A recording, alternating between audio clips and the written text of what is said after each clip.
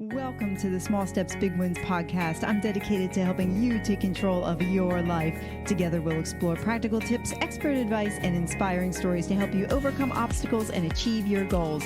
Making small changes is possible and can lead to big results. Are you ready? Let's go do this. Adam, what a thrill it is to have you here on my podcast. I am so excited for where our conversation is going to go because I think it's going to be fun and epic. It is my honor. Thank you so much for having me. I'm excited to be here. Oh, I'm glad you're here. I like to let all my guests start with a story, whatever story they want to craft, true or not. Doesn't matter. There once was a mouse who lived in a castle. It just depends on, what you want to put out there about yourself, but we'll go there first. Yeah. Well, I think that the one of the best stories, like I guess I could share about myself. The one that comes to mind immediately is when I was 9 years old. I heard there was a day, like a weekend, when I heard that professional quarterback Roger Staubach was going to be at our local high school. Now I'm dating myself. I was just ready to say. Roger Staubach was a professional quarterback in the NFL in the 1970s, who played for the Dallas Cowboys, and this was probably 1984, 85 or something like that. But I heard that this professional quarterback was going to be at the local high school, filming a commercial. And I happened to be playing at that time for the Mission Viejo Cowboys, which is, a Pop Warner football team. And when I say playing for the Mission Viejo Cowboys, remember, like, we're going to get into this, but I lived in absolute fear and terror for most of my young life. So playing football was not a very long-lived experience. It maybe lasted 2 weeks, but within that 2 weeks time span, I heard that Roger Staubach was going to be at the high school.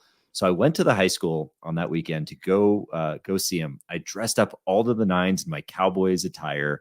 I brought a football just to get a glimpse of this quarterback, of this, professional football player.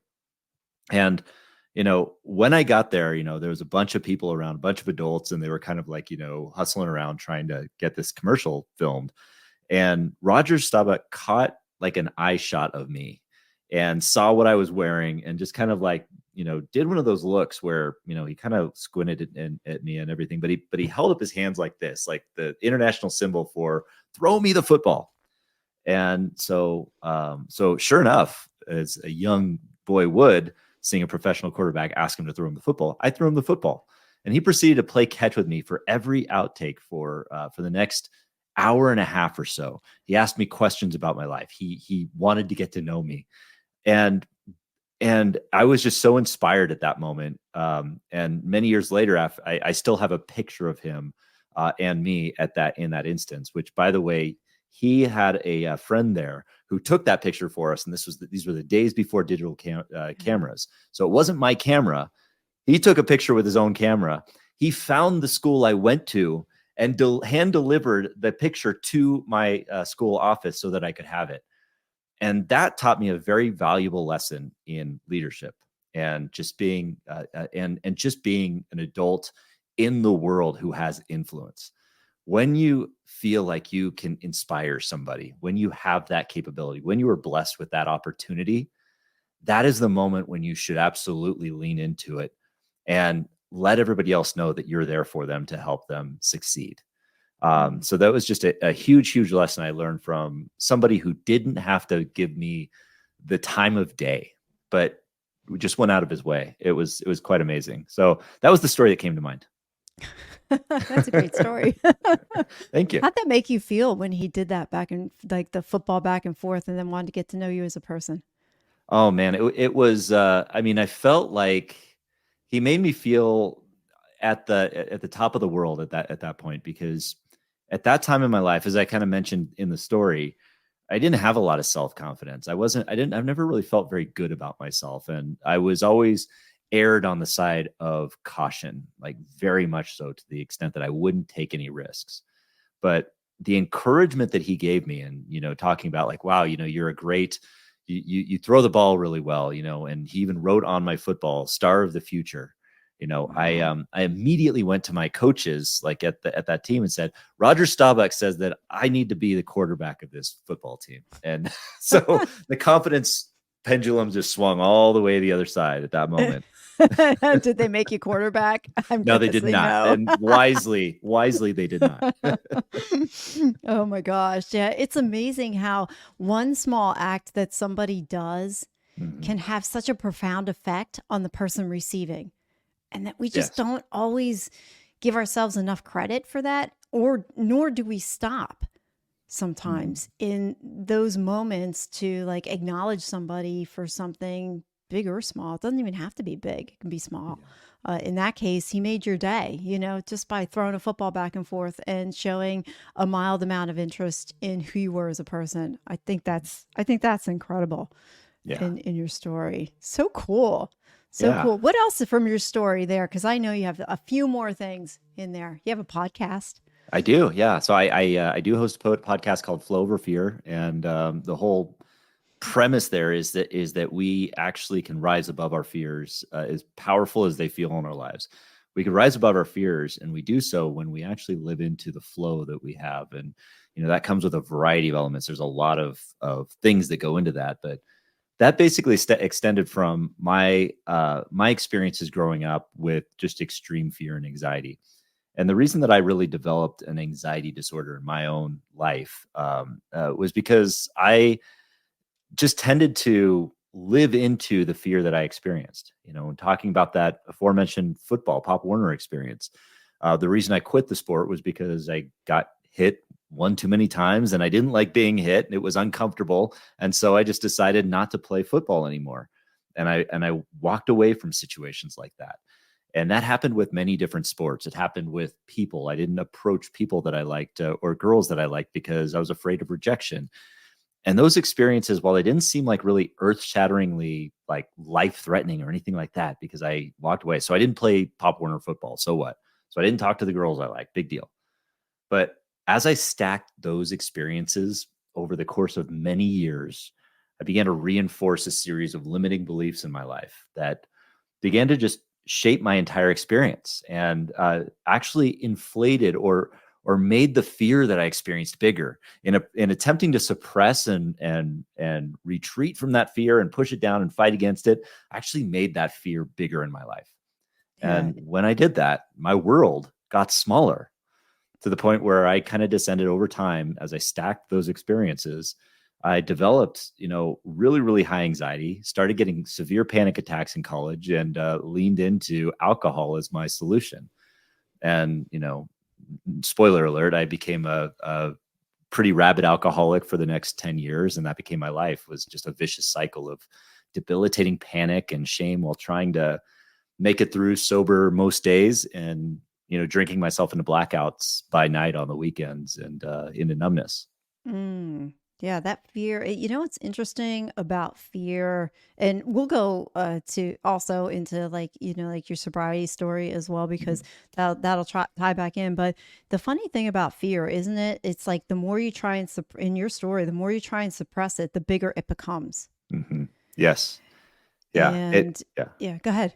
Yeah. Yeah. I mean, it really does. It's one of those things I didn't learn till way later, into my 30s, the 3 decades of my life of just fighting fear. But when I was in my 30s, when I did get sober, that's when I really learned that it's in standing up and surrendering to that fear and healing with it, and actually staring in the face and getting curious about it, that you start to take the power away from it.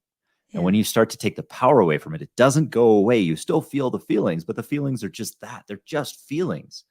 And when you can kind of lean into that fear as a signal, I mean, think about it this way. If you're feeling afraid, chances are there's something bigger than yourself that you're going after, right? Or it's either that or there's danger. And when it's danger, there's a big bear cub in front of you or a big bear in front of you. You don't want to go towards the bear. That's danger. Yeah. But if it's not danger, then what is it?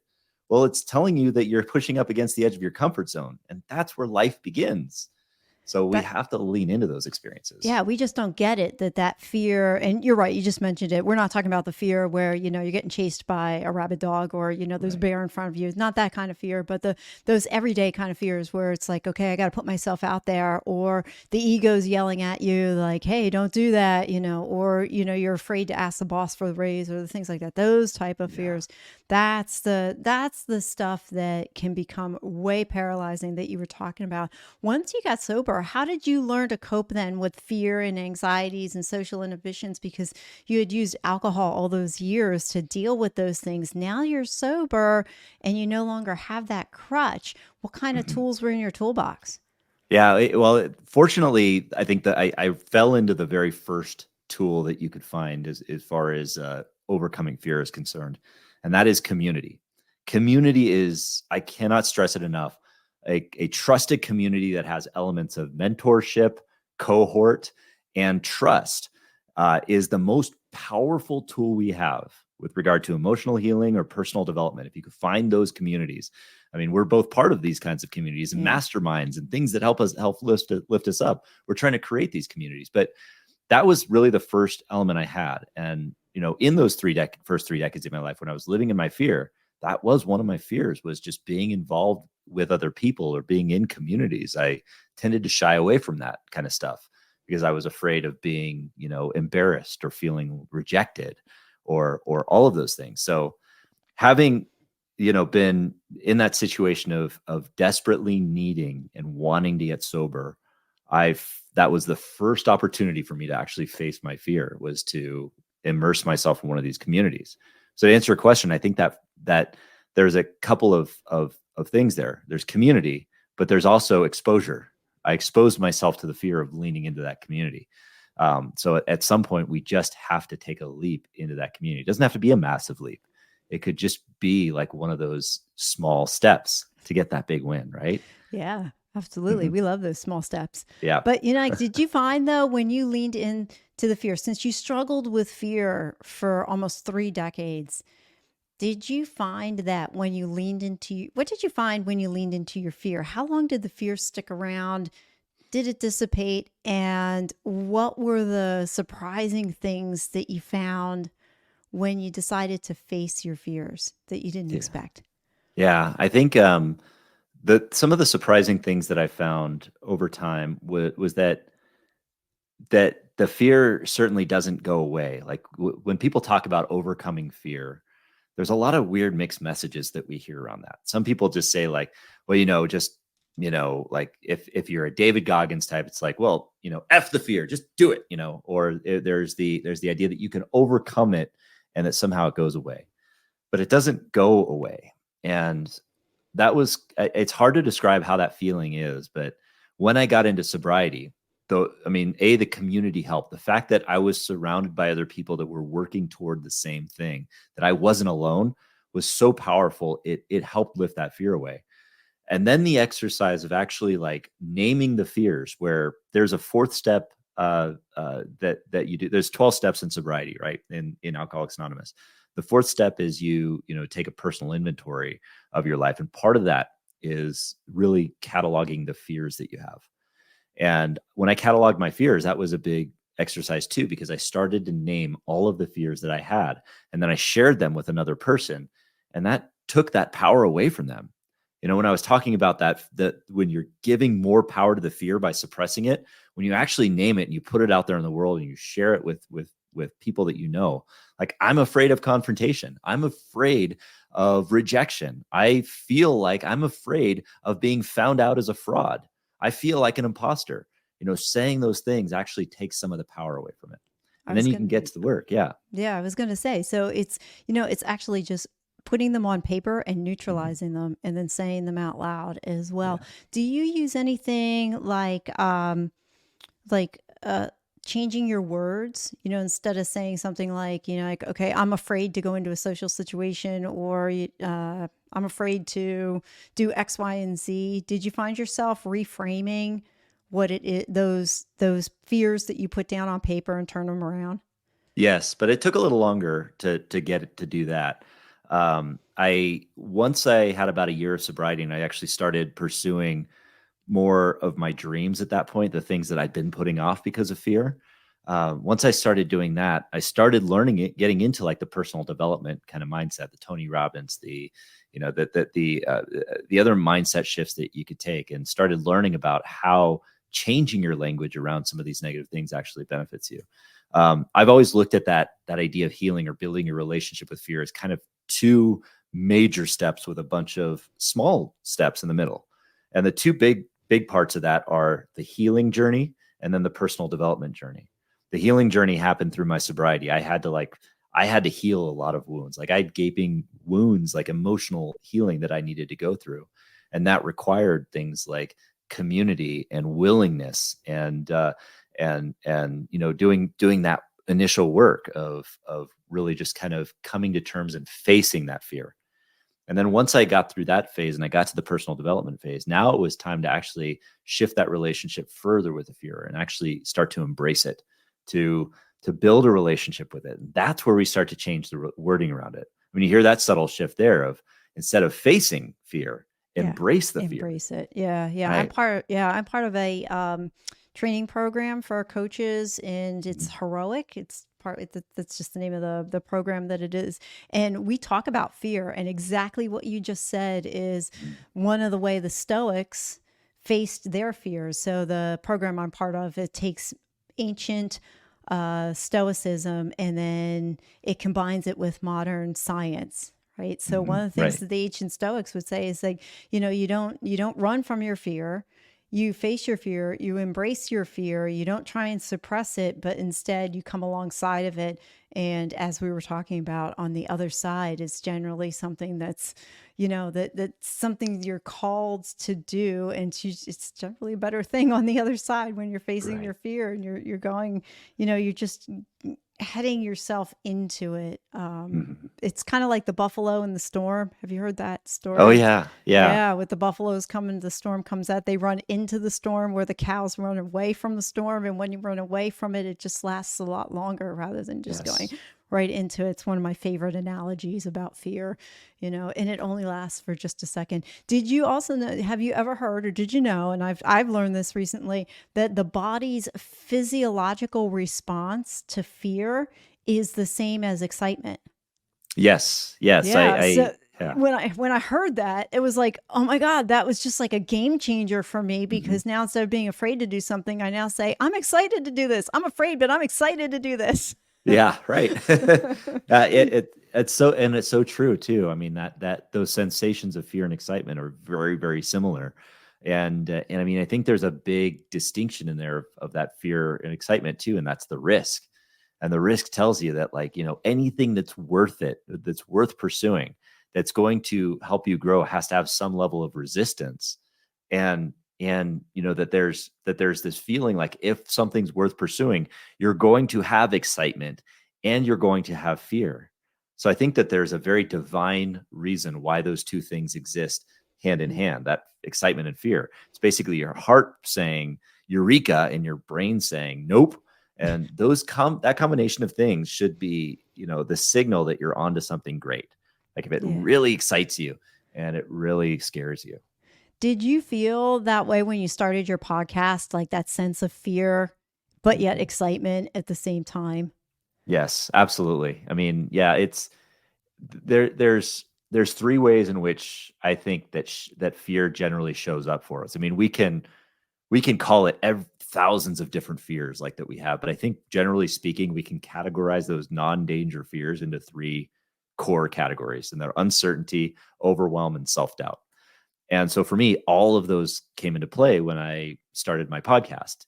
It's like uncertainty. Nobody's going to listen. Who's going to listen to this? There's nobody that's going to listen to this. This isn't going to go anywhere. How's that going to happen? Or that overwhelm. How am I going to find the time to do this? And like, actually, what if I don't have the time later on and it's just too much and I can't keep going with it? And then the self-doubt, who am I to be doing this and delivering this message? I'm not worthwhile. But it was also something. So that language was in my mind. But the other part of it was this excitement. That's like, this is going to be a lot of fun. This fills me up. I feel really good about it. And so, yeah, again, that was that signal to me that, yeah, if I want to grow, this is probably something I need to do to pursue it. Yeah, I feel the same way. It's like you just keep going. It's like, oh, okay, yeah, I enjoy doing this now. Yeah, absolutely. I enjoyed doing it before, but it's like, oh, okay. Now, isn't it funny? You have 160 or 54 episodes. I can't remember. You're up in the 150s. I just passed my 100 mark.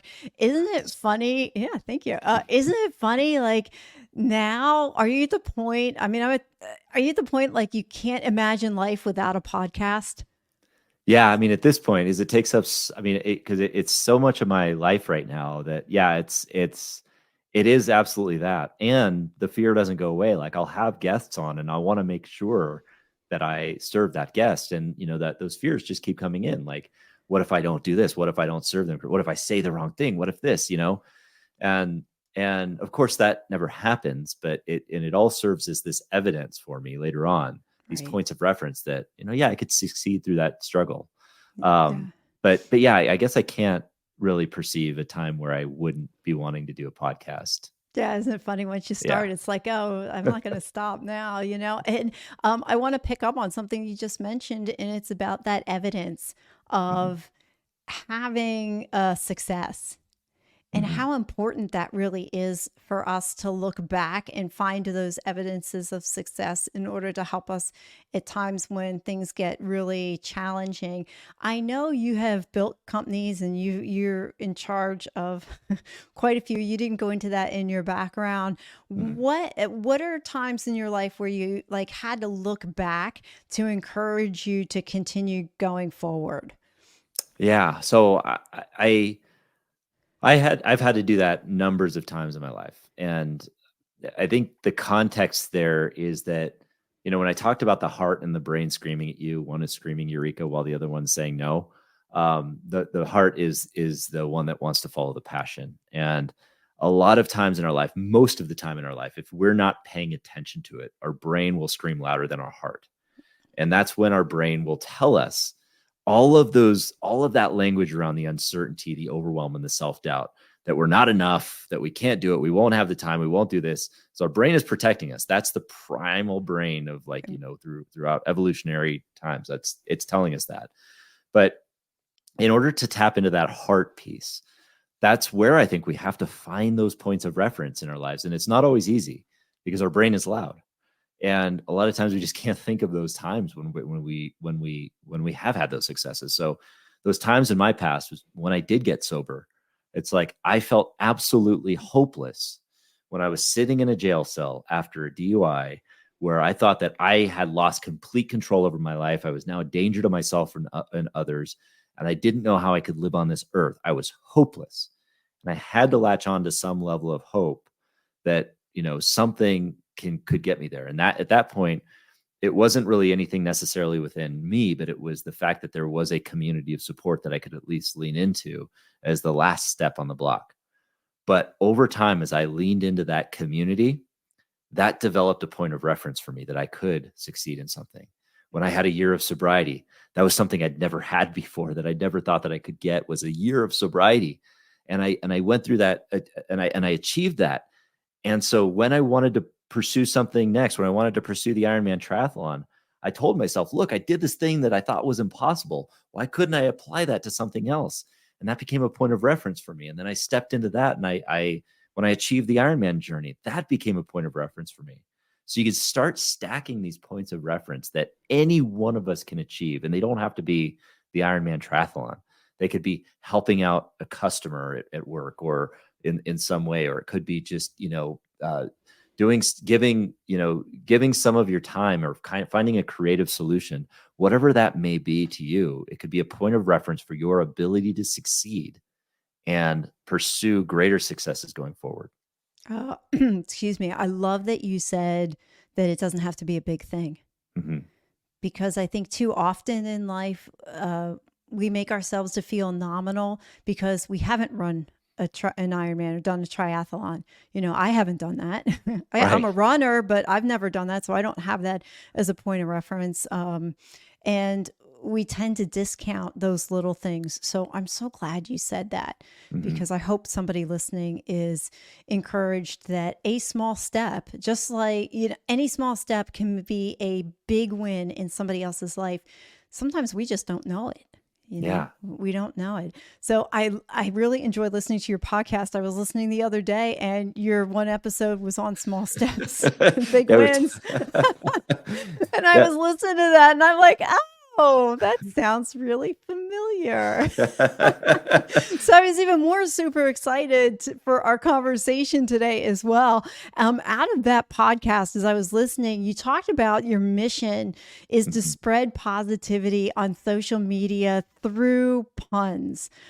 Talk a little bit about that, how that came about, and I know there's a cool thing. There's a couple cool things that came out of that. So I'll let you tell the story. Yeah, absolutely. And yeah, I think great minds think alike with regard to small steps leading to big wins. That was certainly something that helped me through to start to compile those successes that I'd had in the past. It's just small little steps.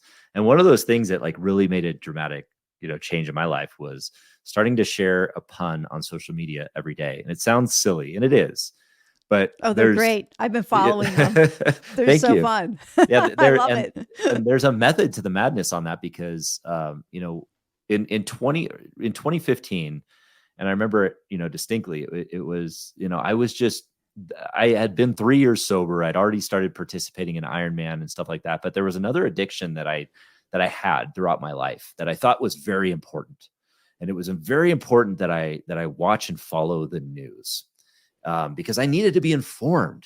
We needed to be informed Don't about we what's going all? on. Yeah. And if we're not informed, we're not intelligent. We don't, make good decisions, and we don't vote for the right person or whatever. But, I found myself getting really like immersed in it, addicted to it, and and I was angry on social media. I was giving into all of like the comments threads that people were posting on all of this garbage. I noticed it was affecting my mindset. But in 2015, it was the midst of like really contentious like pre-election stuff and all that kind of stuff, and I had just had enough of it. And I decided I didn't want to take myself off of social media because everyone does that and then they come back eventually. But I wanted to commit to a few things. I wanted to commit to not watching the news for 30 days and not participating in the news. And then I also wanted to, in lieu of that, not participate in social media and very rigorously unfollow all of the people that were posting negative, like political stuff on all sides of the spectrum and negativity, and simply just post a pun a day for 30 days. And 8 years later, I'm still posting a pun a day on Facebook. So I'm well over 3,000 puns every day. And I have not watched the news actively, at least. I mean, it may be on in the background at the gym I'm at or something like that, but Yeah, yeah. I've never deliberately turned on the news or bought a newspaper or looked up like MSNBC or CNN or Fox News or anything like that on the internet. And yeah, I could tell you just that experience. Here's the life-changing thing of that little baby thing, that small thing that I've done, was just posting a pun every day or a joke every day. It built a muscle of creativity. Over time, I became known as somebody that is delivering puns and humor to people in their lives. And it just became a muscle that I built so that I could like bring those up on the fly, which is great. That's, a great muscle to build. But it also contributed to my positivity every day and other people's positivity, to the point where that would be the first thing I do every day. So it was starting my day off with something positive and creative. And then on top of that, people were responding with their own puns to my puns. So it created these long strings of pun wars. And throughout the course of my day, I could look at them and see what other people were posting in response to my pun. And it brought light to the rest of my day. It was like just investing in my positivity. And so it's been just a small little thing. And it wasn't even that big a deal. The first thing that I posted was not even my pun. I didn't even have to come up with it. I just found a stupid joke and posted it. And that's all we had to do, because then people respond, but it's just bringing light to somebody's day. Wow. And that's how it started. That's where we're at. Yeah, that was some small steps. Now, can you come up with them on your own now? I do. Yeah. So I do frequently come up with them on my own, and I try to I try to create strings of puns so that, like, if I'm with my wife or with my family, now I do video puns where I'll just bring up a topic. Like we'll be out in nature and we'll be on a hike or something like that. And I'll be like, well, I feel like royalty because I brought my hiking boots, things like stupid things like that. And then we'll keep Yeah, but going see, down I the line. laughed. That's awesome. Yeah. I think that's great. And you know what? That small step that you consistently have done over these last years. If I remember correctly, you also wrote a book with somebody out I of did. that. Yeah. Yes. So Yeah. there was some, Interestingly enough. Yeah. He was one of the people that participated in my pun wars. And I found out that this guy, his name is Ryan Chapman. He was actually on the side posting his own puns every day for similar purposes.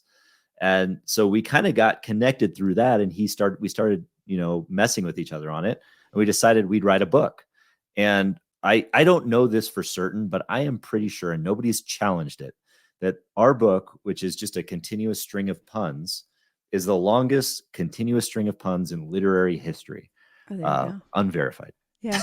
Sounds like a Guinness Book of World Record thing to me, if that's Right. still a thing. I don't even know. Like that was around in our day, like 20 years ago. That was a big deal or was it Ripley's Believe It or Not?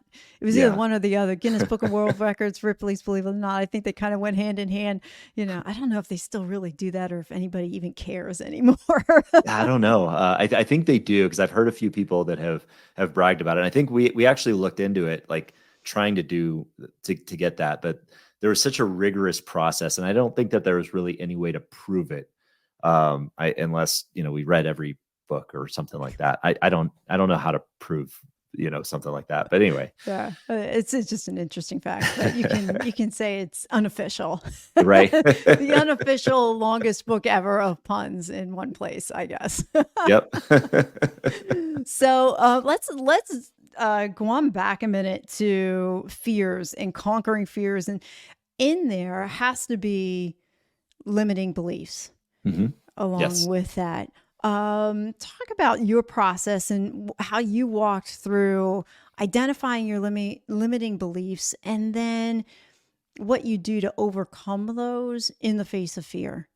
Yeah, it's I feel like limiting beliefs and fear in my work, because I talk about them a bit interchangeably. I think there's a lot of overlap there between the two. Meaning, I think that in my experience, like suppressing my fears or retreating from fear or fighting against fear, what that did was it reinforced these limiting beliefs. And those limiting beliefs, in my opinion, are just really beliefs that we have about ourselves or the world around us that serve as obstacles in the way of what our true potential really is. So A, we're afraid of something. B, we have an experience or we create a behavior or habit around that experience. And then and a limiting belief is formed. So breaking that limiting belief, I believe, is part of kind of working backwards on that framework. So first is you take the limiting belief itself, you have to name it. Remember, we take the power away from fear. You want to name the fear. You want to say exactly what it is.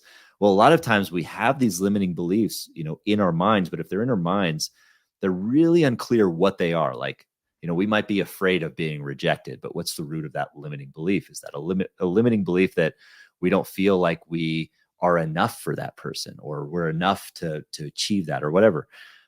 Then we have to name exactly what that limiting belief is. I don't feel like I am worth being this. That's not a shaming exercise, by the way. It's not a judgment exercise. It's just finding a truth exercise or finding your truth exercise so that we can break it. And then you work backward from there. And then you find, so since you've had some behaviors that reinforce those limiting beliefs, now we have to change those behaviors. We have to implement new behaviors that change, like you said, the language around it and the habits around it.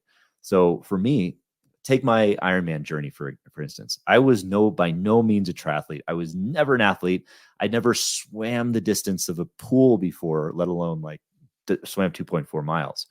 So changing my limiting belief around that I couldn't be an Ironman, I had to change my habits. But as your show is very appropriately titled, small steps to get there. I didn't just start by trying to swim 2.4 miles. I had to learn to float in a pool before I did anything else. So it's really starting and meeting yourself where you're at to change that limiting belief and build the behaviors around where you're at, but are pushing you just a small step in the direction of where you want to go to bridge that gap. And what I usually advocate in that instance is no more than 5% beyond your comfort zone, or taking that next step that'll take you just 5% toward where you want to be. And over time, those limiting beliefs become unwavering beliefs. And unwavering beliefs build conviction. And conviction is the path through uncertainty. and self-doubt. Hmm. I love that you tied in the fact that, like there are small steps that you've got these Mhm. limiting beliefs, but yet you start really small. You couldn't, you didn't, you had no idea how you're going to swim Yeah. 2.4 miles. You had to learn to float in a pool first, but you Yeah. did it. You took the small steps each day. You said 5% to get 5% a little bit out of your comfort zone. What does that 5% look like tangibly? Because Mhm. you can say like, well, we're going to give ourselves 100%, we're all in, or we're only half in. But in terms of growing, what would 5% look like to you? Yeah, it's a great question, and I think the important part about that is it's not a surgical precise 5%, right? It's more of a guideline. And what I would say that that looks like is you want to work backward from that big goal, and ultimately just kind of to the point where you meet yourself where you're at, and say conceivably, what is that next step that I can see in my line of sight that I could envision achieving. And then I could set a SMART goal around that. The SMART goal is Yeah, smart good. specific, measurable, uh, uh, achievable, relevant, and time bound, right? So having those elements around that goal, so that brings you just 5%. And you want to find it so that next goal doesn't overwhelm you with fear. Like it doesn't overwhelm you with it. You're still feeling like you're outside of your comfort zone. But the point is that you just nudge your comfort zone instead of doing a massive swan dive beyond it. That keeps you that gives you the ability to achieve those small wins like you're talking about, and then stack those wins on top of the other. And over time, just like I did, like a year after starting, like learning to float in a pool, I stacked those 5% wins, learning to swim 25 yards in the pool, then 50 yards, and so on and so forth. So that by the following year, the next 5% that was staring at me was the starting line of my first Ironman, where I had to swim 2.4 miles in the open Mhm. ocean where you can't see the bottom and tsunamis come from. It's those are the kind of the steps that you have to take. So really making that next step just conceivable is how you want to look at that. Yeah. Okay. So how do you so in setting that 5% better, how do you frame it when you set that next goal, but for Mhm. some reason you didn't quite make it and you got that challenge in front of you and you say that, you bring up the F word, I Yeah, failed. You yeah. know, there's a lot of talk lately around the word failure. And I'm just wondering, what's your take on it, your perspective when you don't hit that mark and you get back up and do it again? Well, then you failed and you got to quit, and that's it. You got to stop completely. It's no, I kid. I do think that that failure. I agree with the common theme that's kind of going out there, and I'm glad that this is the theme around failure.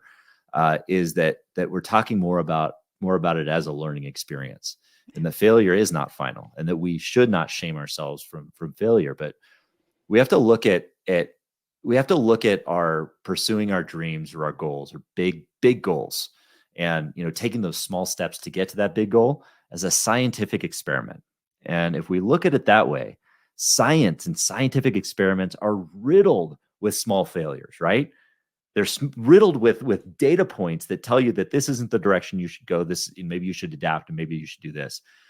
And so the point is that as you're doing that, as you're taking those steps, you're you're moving back, and you're going back to meeting yourself with where you're at. And if your aim was off in this direction, in this 5%, then you take it back and you aim in another 5%, you take it back. And the key there is that you enjoy that process of learning so that you can really get to that point. Any high achiever that is out there is going to tell you that how they got to where they're at is through a series of scientific experiments that involved lots of failure and lots of adaptation and changing and moving around.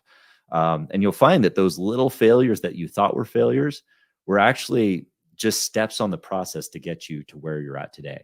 Hmm. Now, the aforementioned swimming thing, I had tons of little failures, tons of little like where I didn't, where I got in the open water too quickly and I got a panic attack and I had to get out, and I didn't quit. So I stepped back and I thought, like, how can I adapt? How can I change this 5% so that I can make another goal that brings me in that direction. You just keep moving forward.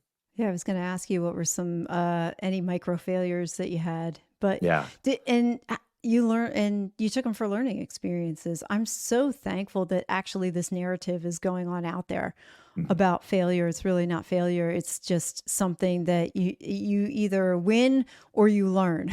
It's Right. not a failure, and winners are, and learners are winners. And you just kind of, if you keep repeating that mantra to yourself, then failure isn't so bad. I mean, I can relate. I didn't do a whole lot of things in my own life because of fear of failure. Mhm. And you don't realize how paralyzing it is. And if you allow it to, it's going to rob your life. Yeah. And I like that you brought up before the brain and the heart.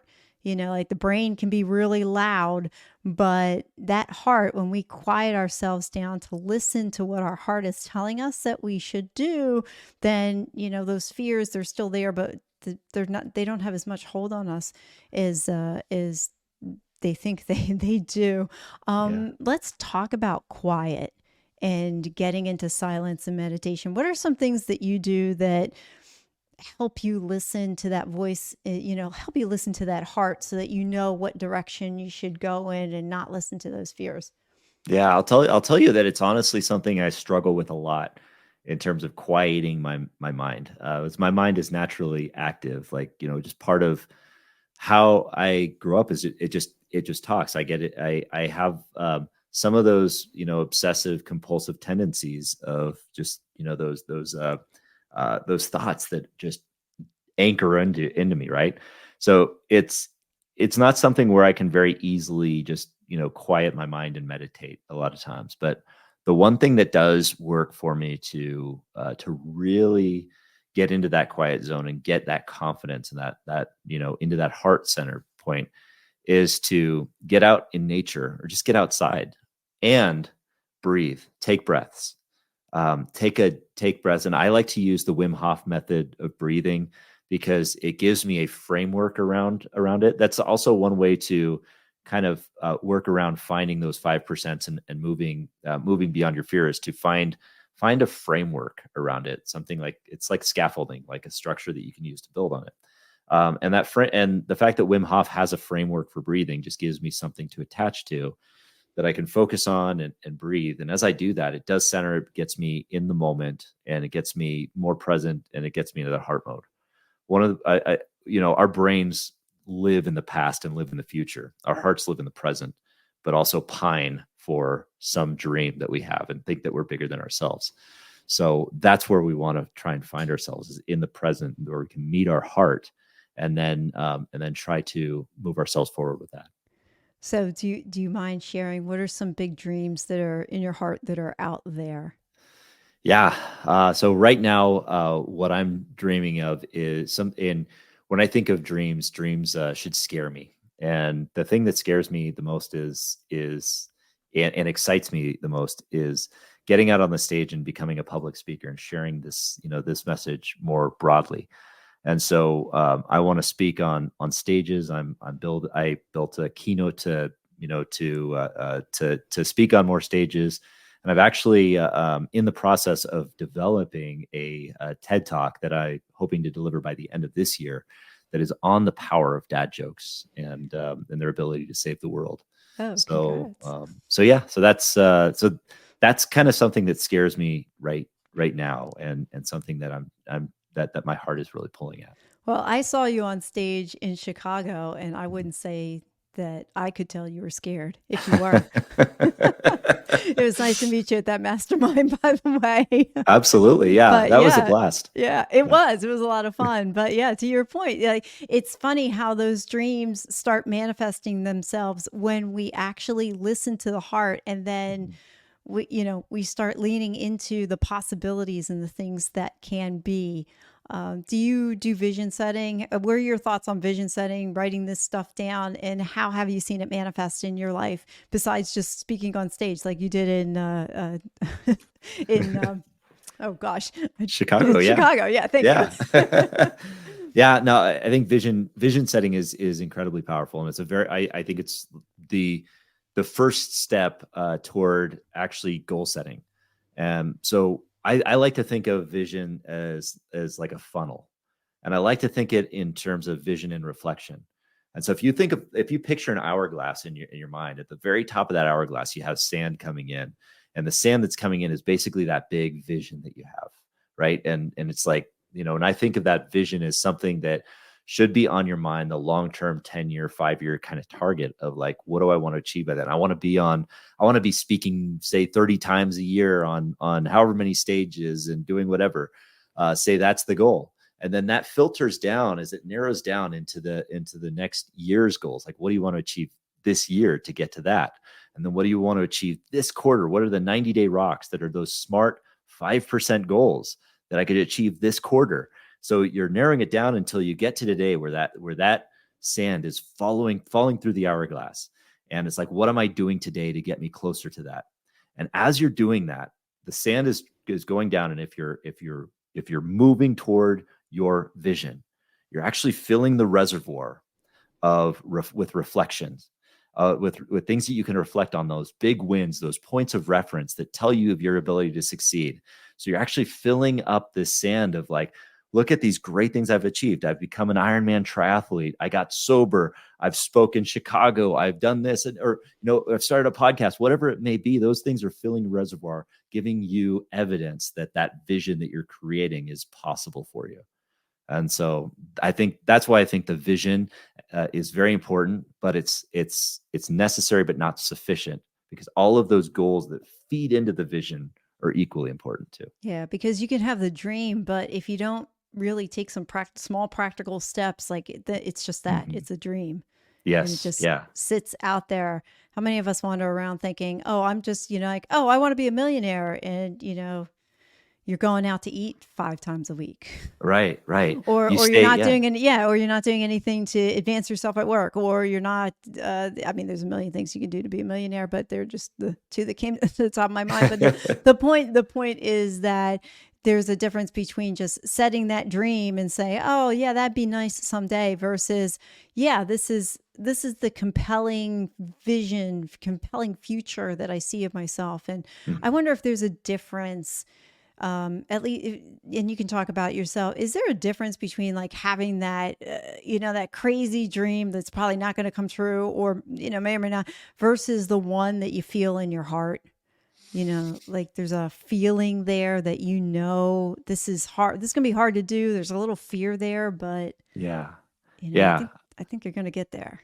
Yeah. And I see what you're saying. And I think, at least if I'm understanding correctly, the way I look at that is sometimes you have these impulsive desires, like impulsive dreams. Like, I want a Lamborghini, or I want a house on the beach. And they're kind of like superficial. And I think of that as like, you're walking through the grocery store and you get to the checkout line and you have these impulsive like buys, like impulse buys that you have there, the tabloids or the Skittles or the candy bars. And that's kind of what that is, I think. They're not compelling enough to really grab onto your heart. And in order to grab onto your heart, to have that compelling vision, you really need to build the meaning behind it. So I think that a compelling vision, a compelling dream should have clarity. Like, you should be clear on what that looks like, not just, I want a beach house. It's like, okay, no, but like, why? Like, where is it? What does it look like? Yeah. Why? Yeah. Yeah. And then the meaning behind it. Like, what is that going to mean to your life? And it better mean something, and not just like, I just want to live at the beach. Because if it doesn't mean something, hey, your brain will know, and it's going to call you out on it. It's going to say, no, that's not compelling enough for me. So that your heart and your brain need to work together. If your heart can call you to say like, hey, no, this compelling dream, I want to speak from stages, or I want to do this podcast because it's going to speak to, hundreds of thousands of millions of people who need to hear this message of getting over fear, or whatever it may be, or taking small steps to have massive wins in their lives. And I want to be able to see that person achieve those big wins later down the line after they've stacked all of these small steps, and just say, oh my gosh, it's amazing what a great life I've built because of what you've built. And that's meaning behind it.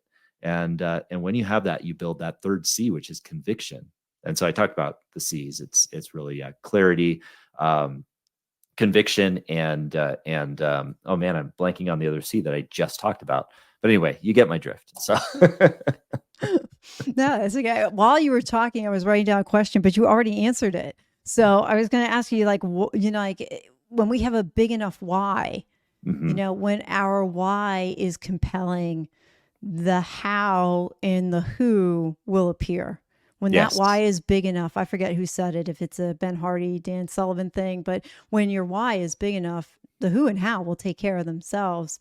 Mhm. And do you find, at least in your experience, because I know you also run businesses as well, do you find that if you have that why, but that you don't, if you don't have a compelling enough why behind it, you might start that thing, but then it's not going to, does it come to fruition or not? Do you find it fizzles out? Yeah. What's been your experience? Yeah, I mean, I think we've all had enough of those, and that kind of goes with the scientific experiment too. Is you do have to test your heart every once in a while and say, like, is this really, really compelling to me? And thank you for bringing that third C to me, by the way. Compelling was the third C. Oh, So, okay. yeah, but I mean, so you have to test it, and if it does fizzle out, you have to kind of have the data behind it to say, well, why did it fizzle out? Like, was it because my heart really wasn't in it? Was it because I was in the fear? Was it because of this? And all of those moments should not be shaming moments. But I think one of the key elements of that, and this is a cliche that we often hear, and it's a cliche because it's true, is that in any journey towards something that's worthwhile or toward an achievement that we want, the achievement can't be the thing that ultimately drives us, because that achievement, once we achieve it, 15 seconds and we're done. Yeah. Like crossing the Ironman World Championship finish line for me, it was a dream I'd had for years. And my first reaction after I crossed that finish line was, oh my God, I can't believe I just achieved my dream. This is incredible. Now, where's the pizza? And that was like literally my next thought. So that moment of achievement, it's fleeting. Yeah. You're on to whatever's next. So you have to enjoy the journey. You have to be present in the journey and find that part of it fulfilling. And again, I think that's where the power of the name of your show is so important. And when I frame it, I talk about those 5%, stacking those 5% wins, is because in those wins, though, that's really where the fulfillment happens. The fulfillment happens in the personal growth. And you grow through failure if you learn from it. You grow through success if it moves you forward. So you can grow no matter what. You can game the system so that you're always winning. And that's a beautiful thing if you find that compelling why and that meaning behind what you're doing. Yeah, I love what you said. It's not about actually getting the achievement, because it's like once you hit the target, it's like, then what? Yeah. And as you were talking, I was thinking of the analogy of running a race, but never getting to the finish line. You Mm-hmm. just enjoy running the race for what it's worth, or climbing a mountain. I like mountains. So climb the mountain, you just don't make it to the top, and be okay with that. And when you achieve those little things along the way, as we talked about before, those evidences of success to continue to propel you forward to do your next best thing. I love it. Just taking the journey along the way. Yes, I accomplished that thing. Take time to celebrate it. That's something I don't do. So when I achieve something, it's like, okay, when's the next thing coming? And I Right. don't know if that's high achievers or, people, I don't know where, I haven't quite figured out where the root on that is yet, but, you get to that, you finish that Ironman. It's like, okay, where's the pizza? But fortunately you didn't just stop there, that Yeah. you went and you searched for something else, whether it was another Ironman or blank, whatever it Mm-hmm. was, but it's the journey along the way. And all too often we miss the journey. Yeah. Yeah. We It's just all miss. about the growth. Yeah. Yeah, we Mm-hmm. miss the journey, and taking time to celebrate. I think that's been my theme lately. What are some other practices or things you do for yourself to help you enjoy the journey along the way? Yeah. So I try to very strictly schedule myself, because I know my mind, and I think it's important to really know yourself. And I know that if I get caught in work mode, or just if I don't have things like specifically scheduled, I will like just start doing busy work. and it doesn't get me anywhere. So I get frustrated and I fizzle out. So I think just getting like a very clear schedule. I use that that vision reflection reservoir funnel kind of thing for my purposes of planning, and I make sure that I get out every quarter to retreat and reflect on the previous quarter and plan my vision for the next quarter and what I'm going to do to get me closer to the vision. So that's kind of what keeps me on track and keeps me growing and keeps me like aligned with what I want to do. So all of that planning stuff and working and building in community is very important too. It's very important that, as you know, we surround ourselves with people that are doing the things that we want to do. And again, community should include mentorship, cohort meaning like people that are working toward the same thing at the same level, and trust, so that you can speak openly and vulnerably with the community. Yeah. I like that you said about the time blocking and, being protective of your time. And as you said that, I had that, oh my God moment, because we've already been at this an hour. And then now I'm going to like, okay, does he have to go right now? Or are we good? I'm going to be mindful of your time. Sure. So, this is a great conversation. Don't you find like some of the best podcast interviews are the ones that you lose complete track of time, and then you get, and it's like an hour and a half has gone by. It's like, I can't believe I just talked to you for an hour and a half. So I do want to be mindful of your time. Are you good for a couple more and we'll close it up? Yeah, let's do it. Okay, perfect. So talking about time, if you could go back in time to your younger self and deliver yourself a message, what would it be and why? Oh, yeah. So I think what I would, knowing where I've been and not wanting to influence the outcome, because I've seen Back to the Future and I know what, speaking to yourself can do. I would simply say, just hold on to hope. Hold on to hope, and it will guide you through. You're capable of so much more than you know. So that's what I would tell myself. I love it. So I ask everybody at the end same three questions. What's a book or resource that's had a significant impact on you? A book that I will put out, The Art of Impossible by Stephen Kotler, and he kind of outlines very scientifically with a lot of data, the art of flow and how the highest achievers in the world, the top 1%, actually achieve flow and achieve really, really great things that are basically superhuman. And yeah, it's a really, really good read. Oh my God, we didn't even get into flow. Yeah. I completely forgot to ask you about flow. We kind of inherently talked about it. A lot of the principles. Yeah. Yeah. Yeah. What's one question or topic you wish I would have asked about and I didn't? And how would you have answered the question or expanded on the topic? Oh man. Yeah. It's hard to classify what I wish you would have asked. I guess if I did one topic we didn't expand on is family and how to kind of maintain this livelihood while living with family and the power of relationships and building those relationships. It's another podcast. Yeah, absolutely. You can just come off for that one. We'll unpack flow and then go into relationships. I think definitely. I think that's great. It's always good. As we close, what is one small step that someone can do today that's going to help them change their tomorrow? Man, I would say that the best first step is to really visualize that long-term goal. And if your goal is to get over that fear that's getting in your way, that first step is probably the most scary. Stand up, face your fear, write them down, and then see how those fears are serving as are an obstacle in your life. That is a first and important step. Name that fear. Name the fear. Got it. Set the goal. Name the fear. I love it. Adam, thank you so much for the gift of your time. I can't believe this has been an hour already. I know, me too. I know. Yeah, it was really good. But you're going to come back on. Absolutely. Anytime. All right. How can people find you and your puns? And if you want to see my puns, YouTube is probably the best place to find the all-encompassing stuff. I am youtube.com/@AdamChill. So Adam Chill, as we were talking about, @AdamChill.